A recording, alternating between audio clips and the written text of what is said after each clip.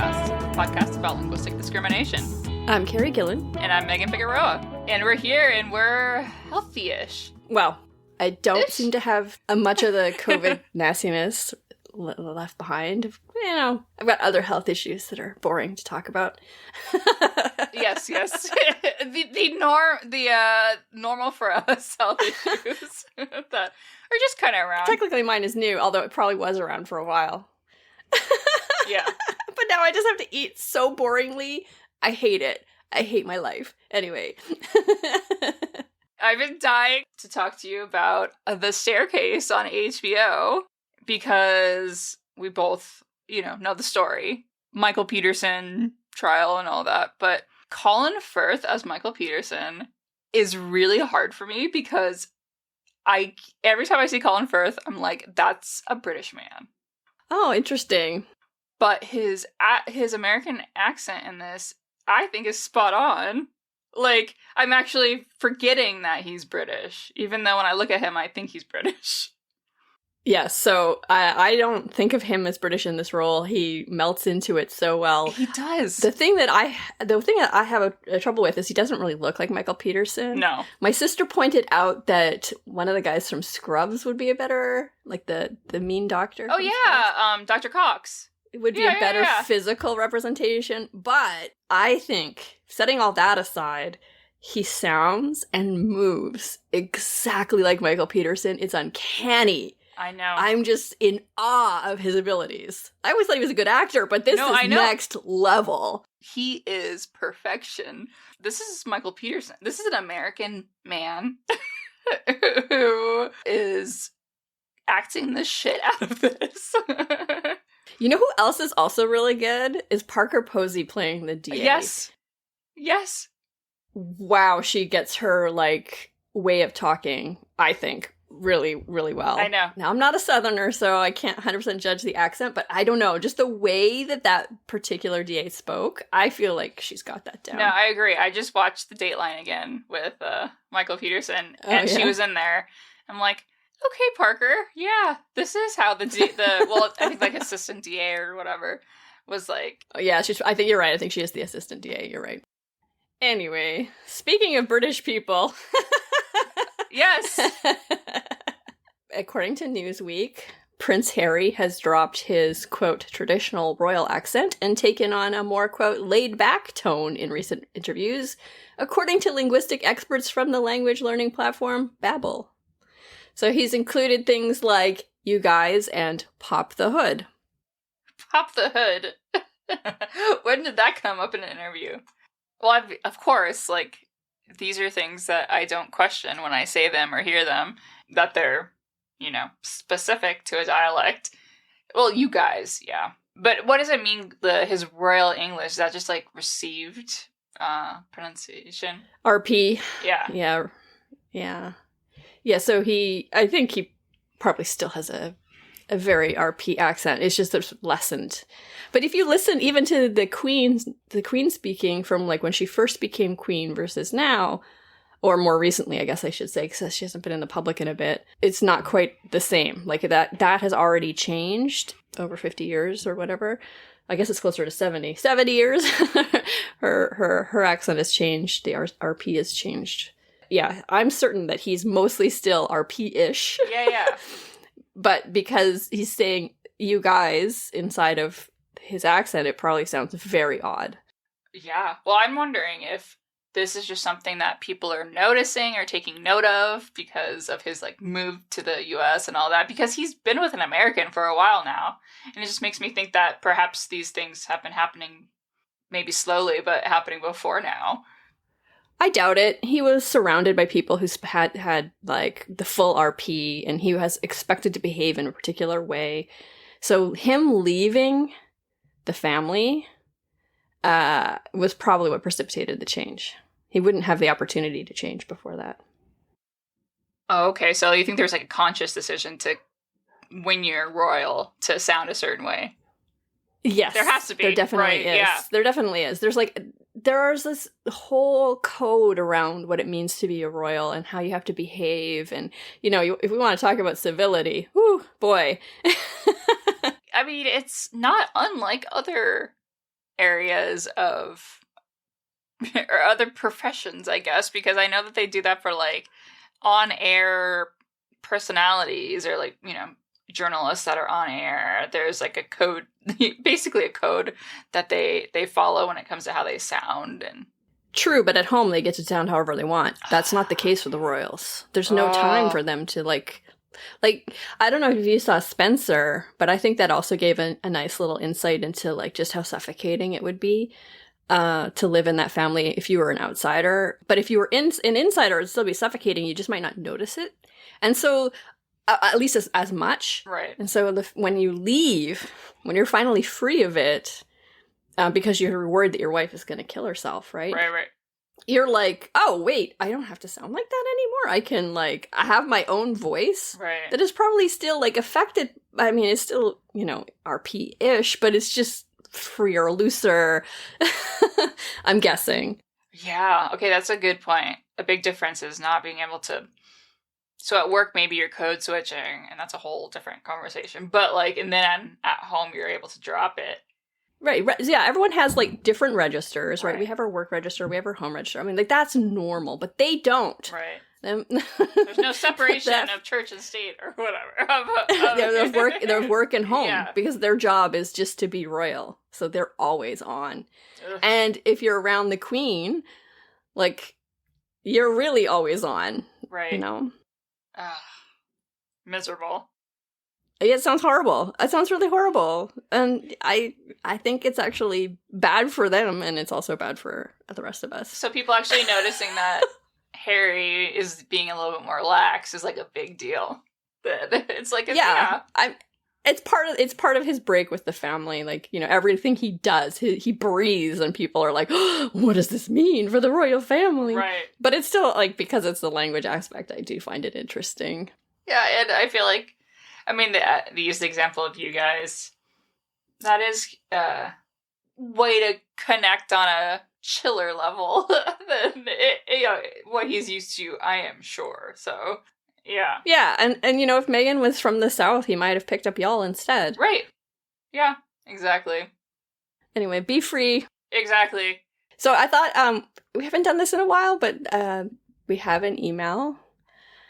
Dear Megan and Carrie, my name is Anna, a student from the University of the Sciences in Philadelphia. I'm currently taking a class called Lost in Translation, and this past week we discussed the Philly accent. One source we used was the Vocal Fries episode, How Millennials Are Destroying the Philly Accent. I was born and raised in the suburbs of Philadelphia, but even so, before listening to this podcast and learning more in class, I only knew the stereotypical features of the Philly accent. I thought it was very cool that at the end of the interview, led by Dr. Sneller, she asked speakers what they think makes a Philly accent, which can then be compared to the actual features of the accent. I knew that John was a common phrase, that they have a plural U, and that they have a unique way of saying water. That was my bad attempt at that. Listening to Dr. Sneller explain the rules of pronouncing words in terms of a Philly accent was also very interesting. I never really thought about how complex languages are. Side note, I know this does not relate to the Philly accent, but I've heard my peers debate on whether or not Central Jersey exists. I think it does. Okay. I've also thought that the way that people with a Philly accent sometimes speak is rude. However, after learning more about accents in my class and through this podcast episode, I've come to realize it's simply how they talk, so I should not judge. I never knew that there was a Philly syntax, so listening to Dr. Sneller's examples blew my mind. I learned a lot from this episode, and I enjoyed listening to it. Thank you. And that's from Anna. Thank you, Anna. Yeah, Anna, I love that email because it gives me an opportunity to talk about Abbott Elementary. Do you watch it? Have you seen it? No.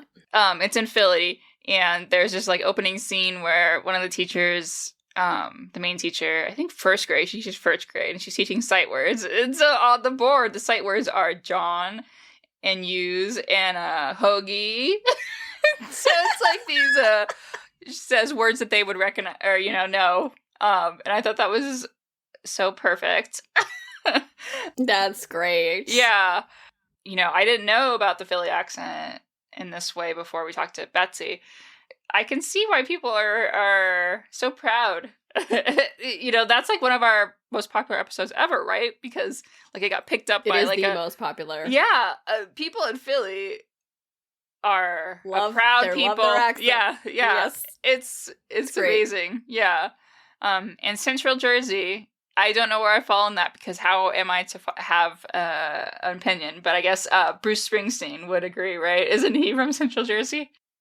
I know that Jon Stewart is. I don't remember. Right. I don't remember if Bruce is too. I think he might be. Yeah, so I'm not from there. I have no I can't say anything, matter, right? But I would still, if pressed, vote yes, there's a Central Jersey, just because some people identify with it. So to me, that means there's something there. Yeah. So today we're talking about mostly how sexist linguistic examples are. And so this is kind of, in the weeds of linguistics, like formal linguistics. So if that's not your thing, I still think you should listen, because it's interesting to see the changes that have happened over the decades, and yet how things haven't changed too. I still don't think of it as like a linguistics lesson. I think of it as like, oh my God, look at these examples of how sexist humans are. Yeah, exactly. Yeah, because there's plenty of women in the syntax and semantics, and yet these problems still persist. Right. So, right.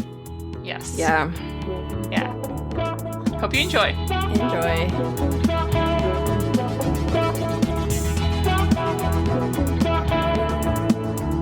This episode is supported by Finding Five, the tech nonprofit that enables academic researchers to create and run online behavioral research studies in the cloud. www.finding5.com. So their platform is best suited for stimulus presentation types of studies that consist of hundreds of randomized trials per study. They are also a 501c3 nonprofit, so they listen to their users. They don't have any shareholders. Their mission is about trying to lower the technical barriers to transitioning into online experiments. Researchers can be left to think about like research questions, like what are the best stimuli to present to get this, or to test this kind of response, instead of like having to worry about like where they're gonna host the study, if it's reliable enough, are they gonna, you don't want to lose your data. So with something like Finding Five, it means that you have a reliable server and you don't have to worry about like losing precious data. They also have their own study grammar for building the experiments. They use academic terms that are already familiar to researchers instead of using programming jargon.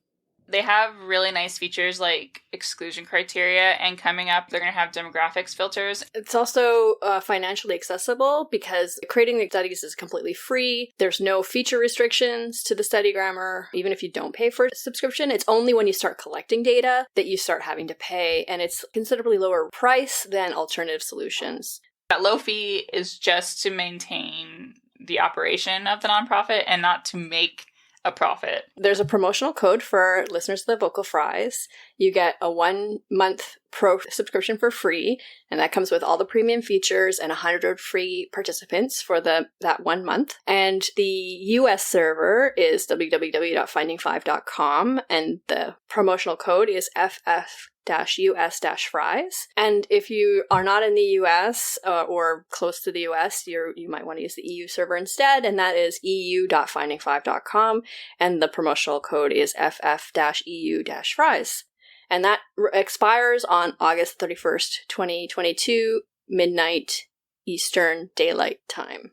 Try to create the study first and then redeem the code. Don't waste your code until you're ready to run something. Yes. So have fun collecting data.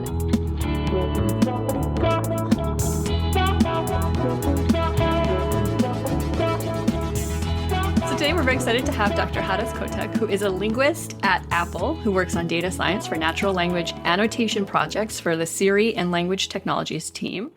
She's also the co-author of Gender Bias in Linguistics Textbooks, Has Anything Changed Since Macaulay and Bryce, 1997, and Gender Bias and Stereotypes in Linguistic Example Sentences, and both of those are in the journal Language. So welcome. Thank you for having me. Of course. Thank you for being here. We could talk to you about so many different things, but this is fresh. This is these articles just came out in December of 2021. And if you're a linguist, you know this problem, even if you don't think it's a problem. Well, yeah. So maybe for those people who might not be like deeply enmeshed in what this problem actually is, maybe you can talk a little bit about what a linguistic example sentence is and why it matters for a lot of the field. Sure. A linguistic example sentence is one of the main sources of data that linguists, certain kinds of linguists, I should say, use when they present their arguments and build their theories. So there are just sentences that are used to illustrate particular phenomena of interest.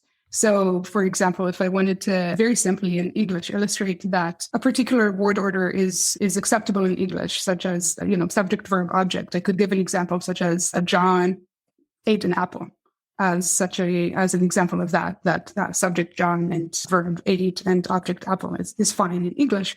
But something like, let's say, SOV, so subject, object, verb, that is not an acceptable word order in English. So we would put a star next to an example such as John and apple ate. That's not okay. And so these example sentences are used in research, they're used in textbooks and generally in teaching, in some subfields, in particular in syntax and in semantics and pragmatics as well. Maybe we see these quite frequently.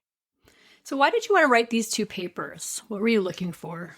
Both of these papers are an extension of or build on an earlier paper that was published also in language at the time when we started, exactly 20 years earlier. So this is a paper by Montgomery Colley and Colley Brace. And that paper had looked at example sentences in 10 different syntax textbooks that had been published, I think, between 69 and 94. And they had an interest in the representation of arguments of subjects and objects and, indirect objects and things of that sort and example sentences. And they had found at the time that there were various problems with how example sentences were being constructed. They're horrifying. Those problems. Yeah, okay, sure. They're horrifying. So we can say more about what those were because examples, they're kind of fun to read if you wanted to read some of the example sentences that they have as illustrations of the issues. But we were just interested in finding out what had changed.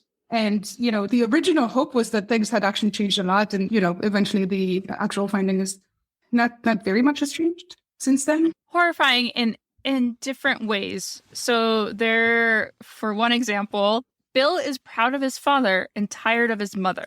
It's just unbelievable. Okay, that is actually less unexpected to me than something like this. Like, let's see. John's turned on by Mary in tight trousers. Unbelievable. Yeah. So for all of these, the main thing that when I present these in talks and stuff, I just say, your job when I read these is to imagine what these are trying to illustrate. If you can, try to think of an example that illustrates the same point without being also disgusting. Yeah. What are these two illustrating, actually? So I'm guessing that the first one is trying to illustrate right mode raising or some kind of across-the-board coordination. Right? Bill is proud of his father and tired of his mother. Mm-hmm. And the other one... John's turned on by Mary in tight trousers. I guess it's the small clouds, Mary in tight trousers. Yeah. Probably, yeah. Right. What are these examples? What's the big thing that they're doing? What is the gender roles at play here? So there is a variety of things that are happening, and all of them kind of lead to the same conclusion. So very generally, you find a over-representation of men. So twice as often, you just will find a male name or male pronoun or noun phrase in the example compared to non-male. And actually, I guess this is a good time to pause and say, throughout these papers, all of them, including ours, we talk about men and women. Not right that is beyond the binary. That is a whole separate conversation. We worried a lot about this. But as it turns out, the papers themselves that we study just don't go beyond the binary. And so we're constrained by what they do. So if I say men and women, I try to be careful and say men and non-men. Really, it's just these papers are just men. Things that are perceived as men and things that are perceived as women, right? Because John wrote a book in an example sentence. We don't know John. There is no reason why, in principle, John couldn't be non-binary or even a woman, right? A woman could be named John. But we go with the stereotype as well. So we say we classify John as a male argument in this example.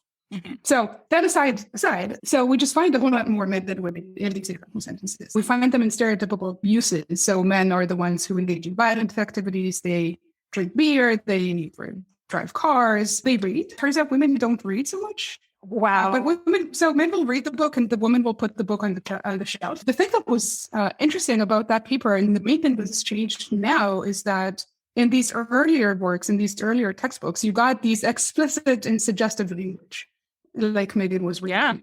That has gone. That is the main thing that has changed over the past 20 years is that the obviously offensive examples have gone, but all of the other stuff has stayed. So kind of making it harder to see. Yeah. So if you wanted to go and read the Macaulay and Bryce paper, they have a whole bunch of example sentences. It's fun in the, the despairing type of fun way that you might read things. Right. So the egregious examples are gone, right? Was what you're saying. So in our newer papers, the main difference between the earlier work on Macaulay and Bryce and what we find is that suggestive and explicit language is mostly gone. There's a tiny bit, but basically it's gone. But all of the other stuff is still there. So got a huge skew of about 2 to 1. So every 2 arguments that are male, you get one that is female. And men are more often subjects and women are non-subjects. Men are the ones who engage in violence. In particular, they're subjects. If you get a woman, it's more likely to be an object in a violent sentence. Kinship terms are one of the huge ones. So women are most often described as someone's wife or mother. Men are very rarely described as someone's father, husband, brother, so on. Men have occupations. Women don't have occupations as often. And this is also true of the earlier papers. So, men will be bankers and CEOs and doctors, and women, not so much. All of these things have stayed the same. So they are consistent over, that earlier papers looked at textbooks starting in 1969, that were published starting in 1969. Our most recent textbook and most recent paper was 2017, I think, or 2018. So there have been many years where this has basically stayed the same. Right. So, so the explicit language we've moved past that, but it's still, the binary is reinforced even to this day. Is that correct? So the binary, so it's harder to say something interesting about that, right? So we don't really find singular they or references of that kind. And beyond that, you just kind of don't know, right? It's not easy to know when an example says John read a book, what is the identity of John, right? But right. You have guesses about that because of stereotypical understanding of how of names and who they're assigned to most commonly. In kind of the same way, we don't go into this in our paper, but John is by far the most common name. So we do go into that. John is by far the most common name that is used in examples. There aren't really names that are not white sounding. So you don't really get names that sound or signal that someone is Black or that someone is Latino or that someone is Asian, outside of a couple of names that we always use that Chinese people will tell you are not actually real names. Like what? What's an example? Zhangsan. So Zhangsan, which is the most common name that is used in example sentences, is not a name that people use in real life. Wow. Wow. So where does that come from? Who started this business of using Zhangsan? Oh, Zhangsan is, I'm not an expert on this at all, but it's a way of counting, I think. So Zhangsan is like the third son. Oh. So it's like calling someone, John the third son of the family or something. No one actually is called that. That's fascinating. I did not know. Because I've definitely used those examples because I've taken it from other people's work. And I just had no clue that was just like basically a non-name. That's horrifying. And I'm thinking about like a Latinx sounding names. Again, this is all, like I'm Mexican American, but my name is Megan. So you might not get that from the name Megan. But I'm thinking like Mary, you never see you less often see Maria, right? Like it could be as simple as that, but you just don't see it. So you do see it, but mostly you see it in examples that are specifically of Spanish. So it will be much less common to see Maria in an example of English data. And there's kind of a complication where, so for Spanish data, for example, and for a lot of the data we see is from Native Americans or native languages of South America. You get, Maria makes the tortillas and Juan plows the field or something. That is, to an extent, kind of a thing that you might expect if you were working with native speakers of cultures where there are these traditional roles. You can't really push, and you shouldn't maybe go beyond what the speaker is comfortable with. Right. So I remember a story that someone told me once where they tried something like Juan makes the tortillas with a native speaker of some language, and the speaker rejected the sentence and said it was not okay. But it was grammatically well formed. But so eventually what turned out was that you can't say that because Juan doesn't make the tortillas. Yeah. So it's like, if you ask the speaker, can you say this? The speaker is like, no, but then eventually what turns out is no, not because it's not a well-formed sentence, but just because it does not describe a situation that actually happens in real life. So you can't say that. So can we go back to like occupations? Do you still see like men being like janitors and all these things, like jobs that people don't appreciate as much as doctors or whatever, even though it's unfair for men, and women still aren't getting these types of? Let me find for you. So we have two different papers. One looks at textbooks and one looks at journal articles. And they have different amounts of data. So the textbook paper looks at 6 textbooks, and we sampled 200 examples for each. So 1,200 example sentences. Right. The paper that looks at journal articles, we got every example sentence that was published in 3 different journals.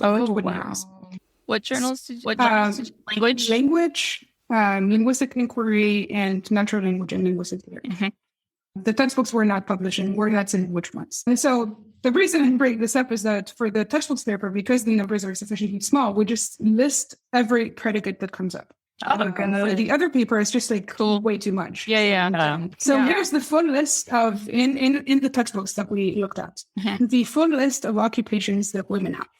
Okay, so women can be a student. Then there is wants to become a policewoman. Wants to be appointed president. Then there is John believes that she is the best candidate. Then we have a teacher and not a teacher. And then we have the Queen of Denmark and the Queen of the United States. Oh, the Queen of the United States. Of course. Queen. Yes. And then let me tell you about the occupations that men have. So men can be students. They can be bakers. They can be professors. Deans, doctor, prince, gardener, teacher, not a teacher. Manufacturer of tires, chief, interior minister, captain, a runs the restaurant, jeweler, probationary officer, dustman, and fishmonger. Okay, so you're seeing like across the spectrum of what might be called blue collar and white collar jobs, and even baker, which maybe have this gendered expectation around it for some people. Men can do all of those things. And women generally are royalty or students or teachers or things that men believe. Right. Even fake royalty that does not exist, like the Queen of the USA. my guess is that was like the King of France is bald type example. Yeah, that's my guess. I don't remember the actual sentence, but yes, I think that is probably what it's there for. Yeah. Right. Okay, these are from textbooks. What's the date of the publication of the newest textbook that you looked at? The newest one we looked at was actually not even published when we started. We were in touch with the author from before. It was 2017, I think. Oh, 2017. Okay. So for that one, we were actually able to give them feedback before it was published about their ratio so that they could make changes. Oh, that's very cool. And so is it better now? Actually, I don't know. But I should find out. But they were they were part of this process. They were interested in making it better. Yeah, so we have open to these. Actually, there are several authors who contacted us when we started to read this. Were like, "Can you tell me how to do this for my textbook?" Okay. Because they knew of you and your co-authors as people who were looking into this. Yeah, because we'd been doing this for a while and we were presenting this work even before it was published. Right. So we did get authors who were like, "Hey, teach me how to do this. I want to make sure my textbook isn't like this." Okay. Right. And one that had an existing textbook that was like, "I am due for a new edition. This is something I can work on." That's heartening. Like, as depressing as all these examples are, this makes me have a little glimmer of hope, which is nice. Right. Right. So you say there's not much of the they singular, but have you at all consulted with anyone that's trying to add that into their textbook or paper? To their textbook? No. I mean, we consulted with people who work in singular they as the part of making our recommendations for how to improve and how to do better. So if you read our papers, they say use singular they. That comes from talking to people who work on this. But in terms of textbooks, less so. So I think the most common reaction you get from authors and from teachers is, that example sentences are not necessarily the place to do these things. Okay. To which I have reactions which are like, no, Right. they are. So so when I was a student, I remembered one of my teachers saying, when you construct an example sentence, you want to make everything as boring as possible, other than the thing that you're interested in. Okay, but then if you have these like obviously sexist things, how is that boring? Right. So related to that, so in my training, there is a series of names that you use them in this particular order. There are John, Mary, Bill, and Sue, in that order. And if you always use these names in that order, then it becomes boring that John does things, right? For example. It also does mean that John is most often the subject and Mary is most often the object if there's a Mary to begin with. And it's very white and it has all of the other issues that we talked about. But that's the kind of thing that people that I was raised to think. And for me too, when I was teaching, it was a conscious thing I had to overcome. And it's actually really kind of hard. So I start with John too, very like naturally, right? So it's a thing you have to consciously overcome. But when I talk to people, very often they will say, well, I'm trying to illustrate construct state. I'm not trying to illustrate social activism. And I'm like, well, you don't have to illustrate, just like do it. Yeah, right. Yeah, it's not activist to just have women doing normal things in your sentences. Yeah. Yeah, and and so it's all in these sense, right? It's like, why is it John? Like start from Mary or Maria or find yourself some other nice names from other cultures, just to be inclusive, right? You can do all of these things in signal without saying words that you're inclusive and that you care about all of the students that you have and students that don't show up in your classes because maybe they don't even feel included, but would if they saw that you tried a bit harder. So I was going to say, and it's actually not very hard. And it's true that it's not very hard, but it is hard in the sense that it requires conscious effort in thinking about it. Yeah. Right. Yes. But it's worth the training to try to say they, singular they, if it doesn't matter if your protagonist is a man or a woman or someone else. And it is good to mix and match, and it's not always John, it's not always he. It is work, right? It is work because it goes against what we're taught and what's ingrained in us. And some people say or think, it's not where I want to invest my effort, and it's not relevant for what I'm doing, right? So you get that a lot, right? It's just not relevant. It's like I'm teaching linguistics. I'm not being a social warrior. Okay, but with it's not even being a social warrior. It's just we are embodied. I mean, you cannot remove the person in their experiences from how they will react to sentences. So I'm thinking about, okay, you both, I have you both here. You do have to create sentences and do these kind of things, when you did research or do research. I don't have that same thing. I have created sentences, but I use like Snoopy or something because it's for little babies. But okay, so what if one of the sentences I'm looking at, I don't know, something grammatical, and I say Juan was a doctor in the hospital down the street. What if someone comes to this sentence and I'm looking at predicates or something, and they're like, Juan, this is hard for me because I wouldn't assume someone named Juan is a doctor.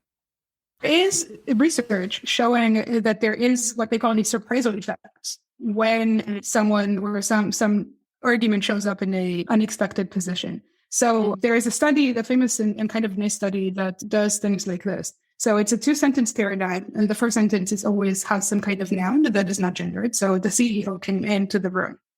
And then the second sentence starts with a pronoun, right? So and then it will either say, he said, well, good job on making us money this quarter. And that's people read that and they're kind of happy, but then you have the same kind of paradigm, and it's, the CEO came into the room. She said, good job on making us money this quarter. And you see a surprisal effect, and you can see it either in slower reading times, or if you do brain imaging, you can see it in one of these. I don't remember if it's an N400. I don't think it is, but you see that kind of effect, right? So it is the case that happens. I was involved in a study that tried to replicate that and correlate that with people's reported attitudes. So we had this hypothesis that if you're more progressive, maybe there's less of a reaction. And that wasn't really the case. Making these choices is a thing that goes against what we're used to. That is doesn't mean you shouldn't do it, right? But it is the case that it is an extra effort that you have to put into your example sentences and your teaching and your research and all of the other the things that you do. So if you choose to not engage, then you're basically affirming the status quo, and the status quo has a particular shape to it, which is not the progressive one most often. And so you are in fact expressing a view, an opinion, even if you think that you're not. Mm-hmm. Yeah, I think that's the thing we really have to hammer home is that you're not being neutral. You are taking a stance. You just are trying to pretend you're not. Yes.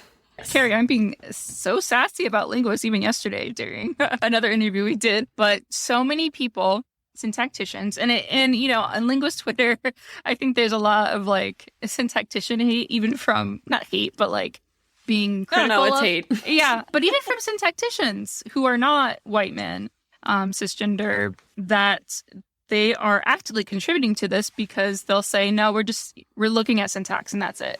But you can't remove language from people. Yeah, and I mean, like you're trying to narrow the number of factors that are impacting the sentence as you can. And I understand that, but you can't like completely divorce it. It's not just math suddenly. It's not just a bunch of like... Right. It's not just algebra. Like it really is still, no matter how many factors we try to reduce it down to, there's still the human factor in there. So we just have to admit that. Mm-hmm. Right. But yeah. No. Right. I wonder if did you break up the data at all in a way to see if gender representation is getting better over the years? Yeah. So for the paper that dealt with example sentences and journals, because we had so much data, we looked at every example sentence that was published in every paper over 20 years in 3 journals. That's a lot of data. Yeah. So we could plot that over time and we could ask whether there's an improvement. Okay, so there are 2 graphs that I wonder if I can share with you because I'm kind of curious about your reaction to them. I like interviews where I can just be enraged the whole time. Okay. Okay, so I'm sharing my screen. So here's one graph. This is a graph that describes the proportion of female arguments over time when the ratios go from, they're in the 0.3 range more or less, but no usually things.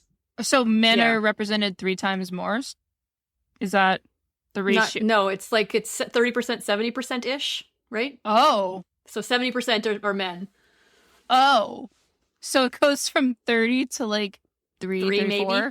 Yeah, something like that. Yeah. So over 20 years, we went from 0.3-ish to 0.33-ish. But it's also interesting to ask about how it differs between subjects and non-subjects. So now we're looking at 2 graphs that pull out the data that we were just describing into subjects and non-subjects. So it's getting worse. Yeah. So women are the thing being acted upon more. So what we see is that in subject positions, actually, there are probably fewer female arguments over time. And in object positions, we see the opposite. We see an increase. So more women in object positions over time. So the overall increase that we saw in the overall graph really is represented, is the main contributor is more women in non-subject positions. So being acted upon. This is horrifying to me somehow. Like first of all, the fact that there was barely a change at all. I think you said it was something like 5% in one of the papers, which is nothing basically. That's barely anything at all. And then that was bad enough. And now I look at this and I am enraged that the situation in some ways has actually gotten worse because women are in these roles where they're being acted upon rather than acting. There's no agency, but the agency for women has gotten worse between 2000 and 2015. Who can I hurt about this? This is just where's the manager? Who's the manager of linguistics? I would like to lodge a complaint. Yes. Well, okay. So this is I'm like want to laugh and cry at the same time, but I'm thinking about how like it is really disempowering to see women being represented as the one without agency over and over and over again. This keeps reinforcing these ideas that women aren't the ones that do that. It's really harmful. Yep. And we tell me that men are afraid of me. And when they say afraid of me, what they mean by that is that I speak my mind and I say things. Yeah. So people are afraid of me. And I'm like, that's too bad. I mean, good for you. Too bad for you. Good. When it first started happening, I'd be like, why? And they'd be like, well, because you say things. I'm like, okay. I mean, Am I not supposed to have an opinion? Like, what's that about? Yeah. Right. Well, I've been called a feminazi in my time because I have spoken my mind. There's nothing you can really do about it. Either you become more of a passive woman, which neither of us want to do that, or you just are like, okay, fine. Or you're scared of me. Good. And that's really our problem. Yeah, really. This is care. not a me problem. This seems to be a you problem. It is. Yeah. It is a them problem. It's definitely not. Yeah.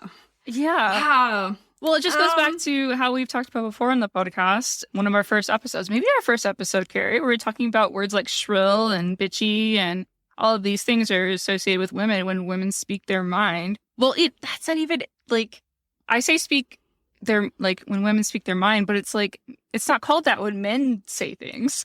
Like men are speaking their mind. It's just being a person and actually saying what you mean. Yeah. Yeah. Just asking for things. Yeah. Like, simply just asking for, like, this to me, in some ways, seems like I mean, I know you're right. It takes effort, but it still kind of feels like a minor change to be asking people. Like, just be more mindful of your example sentences.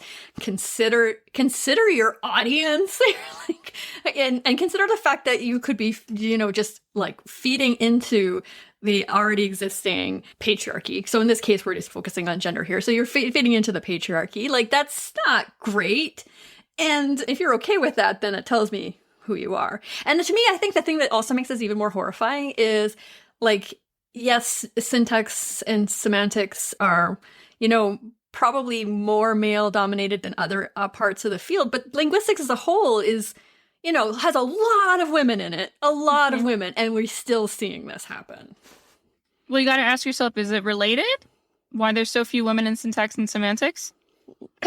And related to that, what I was going to say is, if you're teaching, think about who your students are. And students in linguistics tend to skew very white very early on. So I've taught whole classes that had not a single non-white person in them. Wow, really? And, well, I mean, I've taught in particular institutions that lend themselves more to that, perhaps. But regardless, if you're a Black student or a Latinx student, and there is no one else in the class that looks like you, your instructors don't look like you, and the example sentences don't sound like they're welcoming you, and and the things that you read have a particular bent to them. All of that contributes together to this feeling that you're not welcome. People pick up on that extremely quickly, and they will just not continue. And everyone knows that there's this issue, right, where probably even more than there is a woman problem, there is a white problem. Mm-hmm. Yeah, there definitely is. Yes, 100%. But I'm just thinking about how class ideals come up in these sentences too, where I would read something and I'd be like, this is just like not meshing with how I understand the world to be. Like, talking about how like kids have, elaborate play sets in their backyard, or even just this kind of stuff. It's like, it can be a class issue too. That is something that we could actually look at and quantify and study. And then there are things that are much harder to study, or that are just not represented so that the data isn't there. So in terms of race, for example, there isn't an obvious way of studying race representation in these example sentences, because generally you'll just say, it's just, no one's thinking about that. That's not a thing that is represented at all. Yes, there are names that are more like associated with certain races, but it's not one-to-one. It's even more trickier, I think, than gender. And I think also like the fact that this is focusing on gender, where we would expect things to be better than race for a variety of reasons. There's more women, it's whiter, and so we expect the race problem. But we don't expect the gender problem. And here it is. Like, just showing its head, and it's really bad. So just imagine how much worse it would be if we actually looked at all these other things that we can be discriminated against for. Yeah, and I said that the egregious examples are like gone, but look how egregious it is if women, being subjects has actually gone down. And it's still like, what is it? So it's below 30% then? It's about 30%, maybe 33%. As subjects? Like that. It's a 2 to 1 more or less ratio, right? So for every 2 men, there'll be 1 woman-ish. That's egregious. Yeah, so, it is.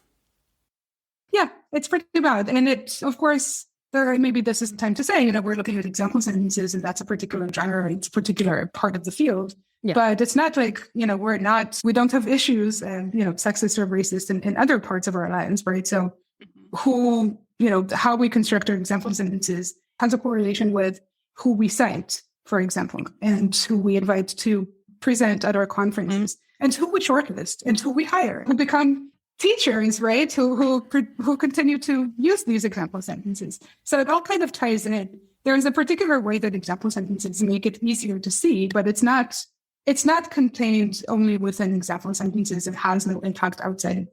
And I think that's important to keep in mind when you think about that too. Yeah, I think it just is a reflection. It's like a mirror up to our field of what's actually going on. Because if things were better, then the example sentences would at least have improved more than 5% and not gotten worse on women being objects as opposed to... I'm thinking about how when I was in the classroom, I'd have to think of sentences on the fly. So there are different times of, instructors and professors and teachers that have to make sentences. What are ways that we can be better? You're right that maybe a lot of the time when we teach, we don't always use handouts or textbooks. We actually make things up on the fly. So, it's kind of a bigger issue than just what's written down in its formal materials. Honestly, one of the best things that anyone can do is just be conscious and be aware and to make choices with these issues in mind. And that is both easy and hard. It's easy because we know what we need to do, and it's not complicated, right? When we say, make sure that your example sentences are varied in various ways so that there are non-men in subject positions and that the predicates that you use are diverse and varied so that women have occupations that are diverse and so that maybe there is no violence necessary at all. It doesn't need to be hitting, right? So maybe replace your hitting examples with something else. Also, by the way, not, non-consensual kissing, that's also not okay. So when you have think about that, right? Maybe that's making it difficult. So think about what your transitive predicates are that don't involve any violence or any, physical touch that is not welcomed, I guess. Use singular they, right? Those kinds of things. Or don't use anything that's gendered at all if you don't need to, because it's just not relevant. Or maybe choose names that are more inclusive. So have at your disposal ahead of time a set of names that you're going to use that is more inclusive and more diverse than you might be used to. So all of that is kind of maybe not hard in the sense that we can think of those things. It's obvious what some of the things are that we can do. It's also really hard because it is ingrained in us to do things a certain way. So again, for me, it's John, Mary, Bill, and Sue in that order, always. And getting out of that is maybe even impossible. It's really hard. And so what I found myself doing when I was teaching is I would think up an example sentence and I would start writing on the board, John, and then I would do this. I would stop and I would erase John from the board and I would actually explain to the class that I'm doing this because I do not want to talk about John anymore. John is overrepresented and I see him all the time. I want more inclusive example sentences. I do fall into this order of things that I've been taught. And so I am going to consciously make a decision that whenever I say John, I'm going to erase that and start over.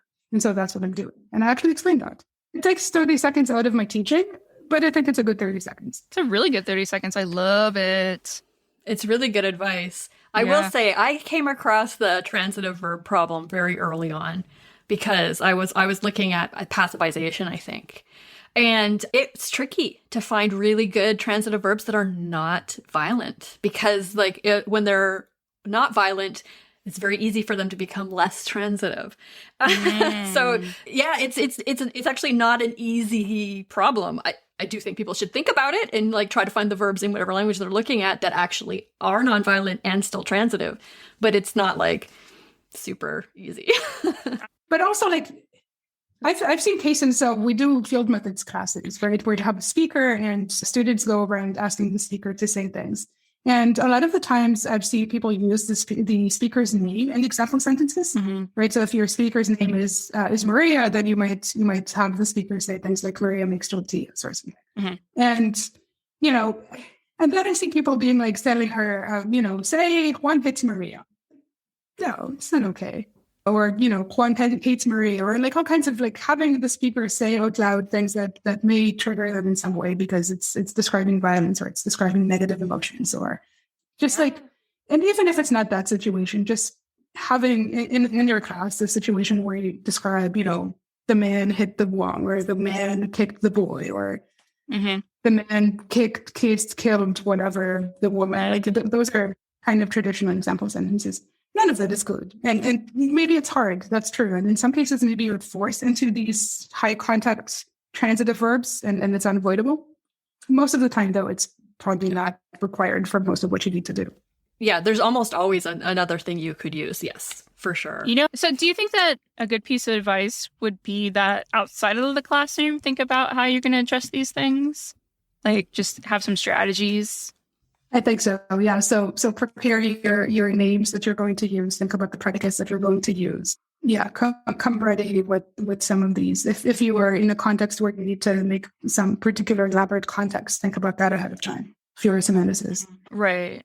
The other thing that this always reminds me of, and again, it's not about gender, this is about race, but a lot of the old examples in like languages of North America literature were about, violence or drinking, being drunk and all that kind of stuff. And at least in my experience, that stuff was no longer acceptable by the time I started. So, but it was always there in my head that, we've got to be careful about this stuff. And yet I bet I still have done all kinds of stuff. Like I know the John Mary Sue stuff. Definitely. I definitely did it in class. I even noticed it as I was doing it, but I didn't do what you did, which was stop and erase. I should have done that. There's a related issue that sometimes comes up, which is occasionally you work with data from grammars from speakers of languages you don't have access to. So you just work with examples that other people have elicited. On occasion, from languages that do not have speakers anymore. There is a famous case of that where one of the only examples of a transitive sentence you have is something like father hit mother with a stick, something like that. And so you have to use it. And in that case, if that's what you're trying to illustrate, then I say, okay, use it. That's what you have. But most of the time,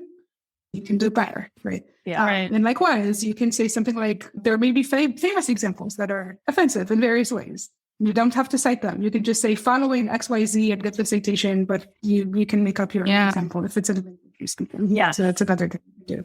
And even when definitely. you do, the language no longer has speakers and it has that offensive example, you could in your paper say that exact thing. Just like how you, while teaching, erase John and tell the students what you're doing. It could be worth just saying in your article that I'm using this example, even though it is, whatever. Just reading things like this in articles, I think, is a good way to reinforce the idea. So related to that, if you're a conference organizer, you can think about who you're inviting to speak. Also, who you're inviting to be a reviewer, for example. You can think about, if you're an editor, you could likewise think about whether the papers that you're looking at have these issues that we're discussing. If you happen to be so lucky as to be on a search committee, actually thinking about who you are interviewing and who you're passing on and at interviewing, and who you're hiring eventually is a big thing. If you're teaching, you can think about who is in your classroom and who is not in your classroom. Yep. Yeah. And even if the people that they aren't there, it doesn't mean that your sentences can still be bad sentences. Your students have roommates and they have friends, and right. They will see your materials too. Yep. I know that's happened. That I've had students who came to my classes because they saw some materials from their friends. Like that's a thing that happens. Yeah. So you do have a broader reach than only who's in your classroom. Yeah. Yeah. And also the fact that you have an all-white class, unless you're at a particular school, but most schools, if you have an all-white class, that probably should tell you something about you, and maybe you can make some adjustments so that going forward, that's not the case. Right. It might also tell you about who's previously taught the class and who is the department more general. Right. If you're if that's your first time teaching the class, that has nothing to do with you. Yeah. But I just mean, if it's your regular class that you're teaching and the people are all white, that's something to ponder. Similarly, if all of your advisees are white men. Yes. Yeah, exactly. This is the shadiest that we've been, and I love it. I know. Like I said, I'm glad this whole thing is just me being outraged. So languages, which is where these articles are, is the paper of the Linguistic Society of America. And there is a committee on gender equity, right, in linguistics. And you are now the chair? Yes, I'm the incoming chair of COMO, the Committee on Gender Equity in Linguistics.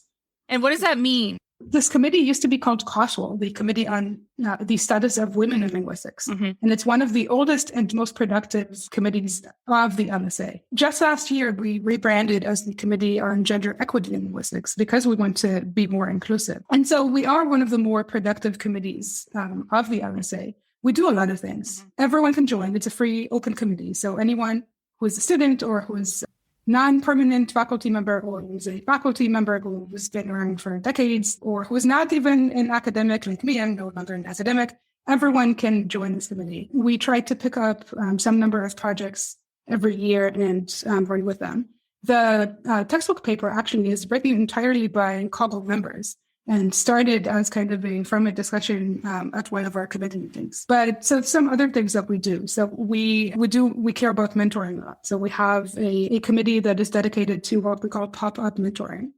So that's an event that travels around to different conferences and is a one-time, no strings attached event where you can talk to some person, a mentor or a mentee. So if you sign up to be a mentor, you will talk to a mentee, and vice versa. If you sign up as a mentee, you'll talk to a mentor about some topic of interest.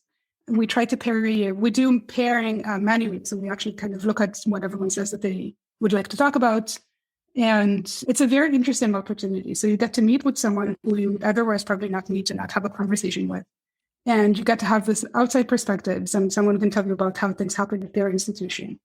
And you can ask questions that maybe you don't feel comfortable asking your direct superiors and advisors who continue to work with you. So it's been my experience very often that I learn about what my students care about and what my students may want to know that they would not ask me in a regular context. So I hear about it from students from other institutions. So that's been going around for several years, and I think has been very successful. And everyone is invited. You can be a man, a woman, a non-binary person. You can be whatever, anything. Enjoy, and it's not only for women, both as mentors and as mentees. What else do we do? We have wiki edit-a-thons. We do a lot of those. Those are good, yeah. Because women are underrepresented, right? Massively underrepresented in Wikipedia articles. Yeah. So I guess this is an invitation for everyone to join who is interested. It's very good stuff. Yeah. It's actually because of that, like, Wikithon kind of thing from LSA meeting that I added my own mentor and now boss to Wikipedia because she wasn't on there. And I was just like, what? Is she still there? Because this is the one problem I have with the Wikipedia thing is that they get deleted. Yes, so that is if you do get involved in doing Wikipedia editing, you learn very quickly that there is gatekeeping. So most of the editors of Wikipedia are men, and so your article about a woman might easily get flagged as not significant or not noteworthy and get deleted. That is a thing that happens. Wow, luckily it's still there. Keep a draft of what you've done because things get deleted. It's a fight. Like if you want to make sure that things stay, you need to get involved and fight for your article. Oh, well, I'm so glad it's there. Well, it's Dr. Luann Gherkin, and she is like so key in child and language development that it was horrifying that she's not there. That I would be the one to come in the late, the 2018 or something, I think, when I added her is horrifying to me. But I'm sure she's not the only one, as you're saying. So yeah, go to Wikipedia and see what women are on there that you think should be. Yes. Wikipedia is a particular skill because you need to approach it in a particular way. There are certain criteria for being noteworthy, and you need to know these things. And if you just jump in and write something, random, it probably won't. Right. Yeah. Yeah. No, I remember the process, like having to prove that this is noteworthy. And it's like, well, she has a whole ass book on it, this kind of thing. But yeah. Thank you so much. This has been so much fun. I know. And, I forever. I hope that the linguist listeners think more carefully and also join COGL.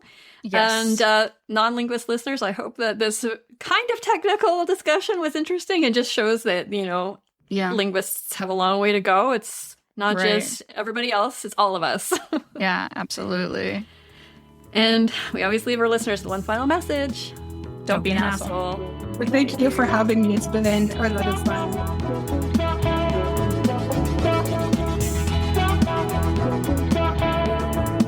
Okay, so this month we would like to thank our newest patron, Audra Barnes. Yay! Thank you so much. I love our patrons. Me too. And again, if you want to become a patron, you can join at www.patreon.com/vocalfriespod. And we've got stickers, and we've got bonus episodes, and we've got mugs. The Vocal Fries podcast is produced by me, Carrie Gillen, for Halftone Audio. Theme music by Nick Granum. You can find us on Tumblr, Twitter, Facebook, and Instagram at vocalfriespod. You can email us at vocalfriespod@gmail.com, and our website is vocalfriespod.com.